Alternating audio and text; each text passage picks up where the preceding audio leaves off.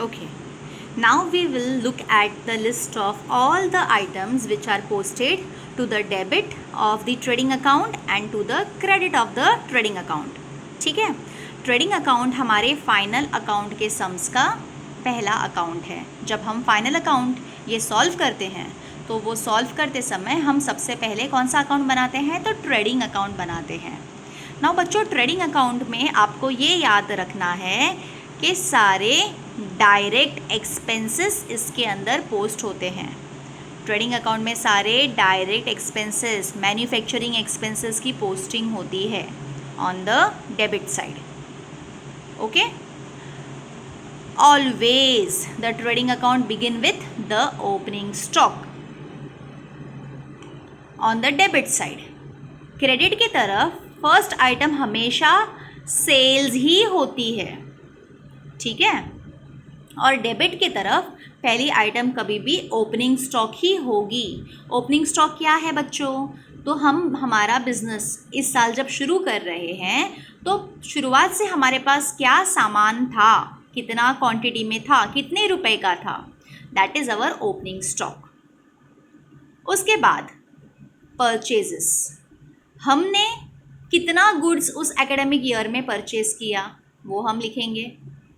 Less return outward. Return outward का मतलब क्या होता है बच्चों, हम कभी कभी परचेज करते हैं, ज़रूरी नहीं है हमेशा परचेज का जो माल हमारे पास आया वो हमने जो ऑर्डर दिया हो उसी के हिसाब से आया होगा. कभी कभी उसके अंदर कुछ मिस्टेक हो सकती है, माल डिफेक्टिव हो सकता है, कोई भी कारण हो सकता है. It is quite possible that the goods were not as per the order. हमने जैसा ऑर्डर दिया हो उस हिसाब से गुड्स न हो, ये भी पॉसिबल है. तो उन कारणों की वजह से हम गुड्स को क्या करते हैं, रिटर्न करते हैं. तो return outward means purchase return. ठीक है, तो देखिए यहाँ पर इस परचेज को इनर कॉलम में लिखा है और purchase return that is return outward को लेस किया. ये लेस करके जो अमाउंट आपको आई वो थी आपकी नेट परचेज. आउटर कॉलम में हम हमेशा नेट फिगर ही लिखेंगे. Okay, next is carriage inward. What is carriage inward, तो आप जब सामान बाहर से अपने गोडाउन में लेकर आते हो तो आपको वो लेकर आने का जो खर्चा हुआ, माल गोडाउन में लेके आने के लिए जो खर्चा हुआ, दैट इज कैरेज इनवर्ड. ठीक है, freight, these are the charges that we pay for transportation. Dock charges, माल डॉक यार्ड में रखा था वहाँ पर उसके चार्जेस पे करने पड़े, दैट इज डॉक्स चार्जेस.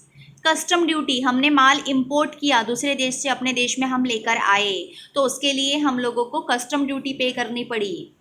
ठीक है, तो वो भी आपका एक्सपेंस ही है. आप देखिए, फ्रेट है, डॉक्स चार्जेस है, कस्टम ड्यूटी है, ये सारे एक्सपेंसेस किस चीज़ पर लगे, तो हम माल जब बाहर से हमारे गोडाउन में लेकर आ रहे हैं या अपने पास लेकर आ रहे हैं उसके लिए लगे. तो ये सारे डायरेक्ट एक्सपेंसेस है जो वो चीज़ बनाने के लिए हमें लगे. Next is wages. वेजेस मतलब क्या होता है बच्चों, वेजेस मतलब मजूरी. वेजेस किसको मिलती है, तो जो लोग फैक्ट्री में काम करते हैं उनको मिलता है वेजेस. जो लोग ऑफिस में काम करते हैं उनको मिलते हैं सैलरी. तो ये क्या है, वेजेस. और वो भी स्पेसिफाई किया है कि प्रोडक्टिव मैनेजरिंग वेजेस. सिर्फ वेजेस ये वर्ड भी आएगा ना तो भी हम लोग ट्रेडिंग अकाउंट के डेबिट में ही पोस्ट करेंगे. और प्रोडक्टिव वेजेस कहा है या मैन्युफैक्चरिंग वेजेस ऐसा स्पेसिफाई किया है तो वो यहीं पर आना है. Next, wages and salary. मैंने क्या कहा, सैलरी किसे मिलती है, ऑफिस में काम करने वालों को. ठीक है, हम लोग ट्रेडिंग अकाउंट में किसकी पोस्टिंग करते हैं डेबिट की तरफ, फैक्ट्री रिलेटेड एक्सपेंस.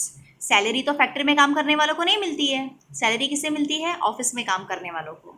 और ऑफिस के एक्सपेंसेस हम कहाँ पोस्ट करते हैं बच्चों, तो वो पोस्ट करते हैं हम प्रॉफिट एंड लॉस अकाउंट में. लेकिन यहाँ पर तो दोनों साथ में दिया है, बट पहला कौन सा वर्ड है, वेजेस, तो हम पहले वर्ड को पकड़कर ही पोस्ट करेंगे. पहले वेजेस बोला है इसलिए हम लोग उसको ट्रेडिंग अकाउंट के डेबिट में पोस्ट करेंगे.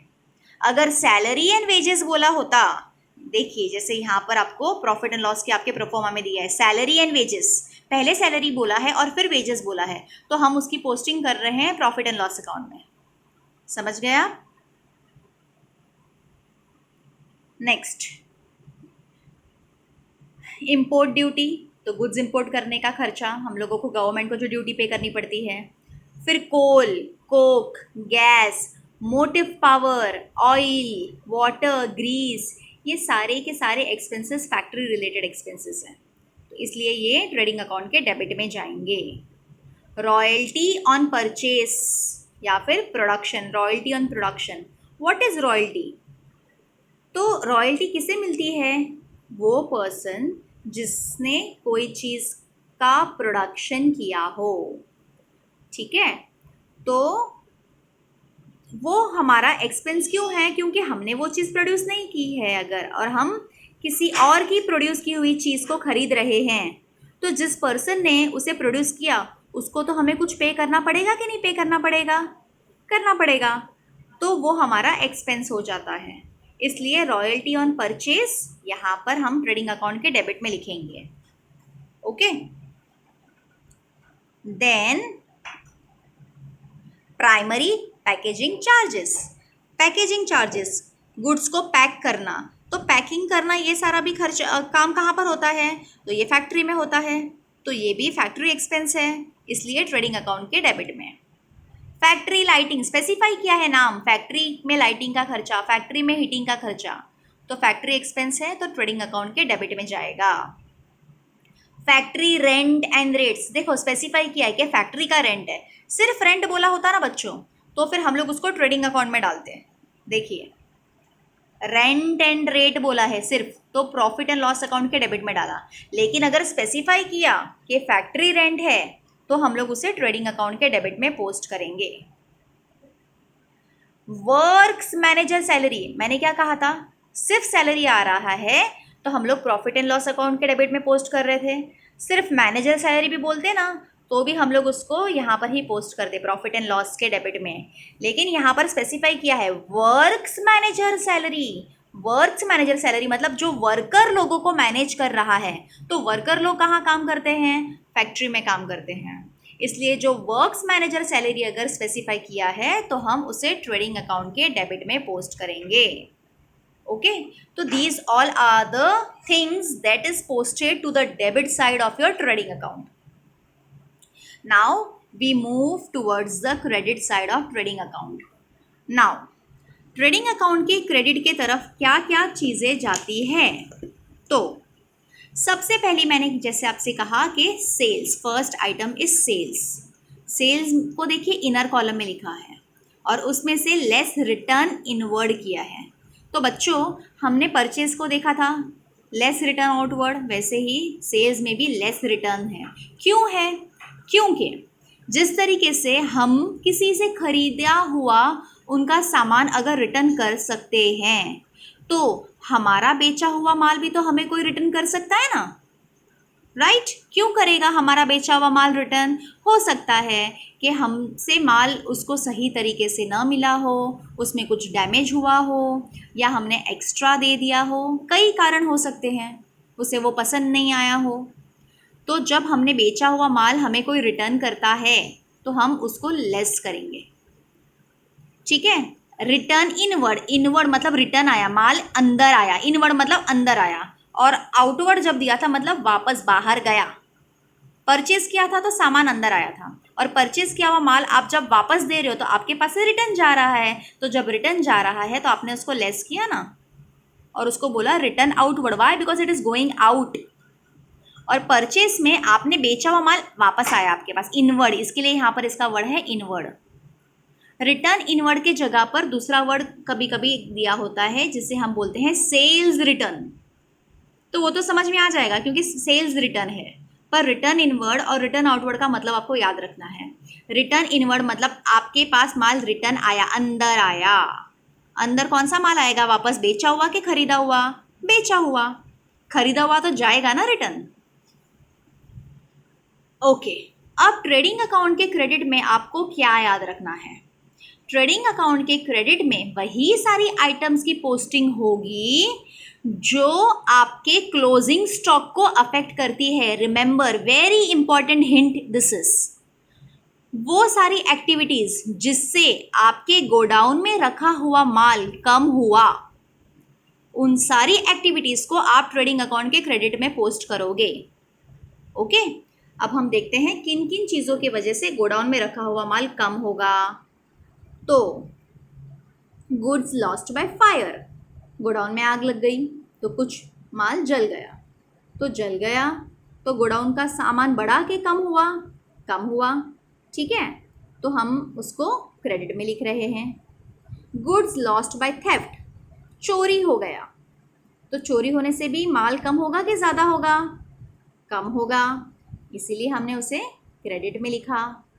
Goods distributed as free sample, हम हमारी एडवर्टाइजमेंट करने के लिए गुड्स को फ्री सैंपल के तौर पर अगर डिस्ट्रीब्यूट करते हैं तो हमारे गोडाउन में जो हमारे पास स्टॉक था उसी में से करेंगे ना, तो वो स्टॉक कम ही हो रहा है, इसीलिए इसे भी हम यहीं पर पोस्ट करेंगे।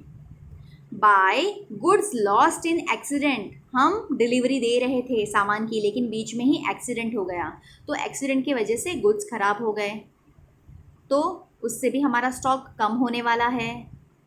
Goods withdrawn bye partner, partner ने गुड्स विड्रॉ किए, अपने पर्सनल यूज़ के लिए वो लेकर गया, तो बिजनेस में से तो स्टॉक कम हुआ ना, ओके, इसलिए उसको हमने ट्रेडिंग अकाउंट के क्रेडिट में लिखा।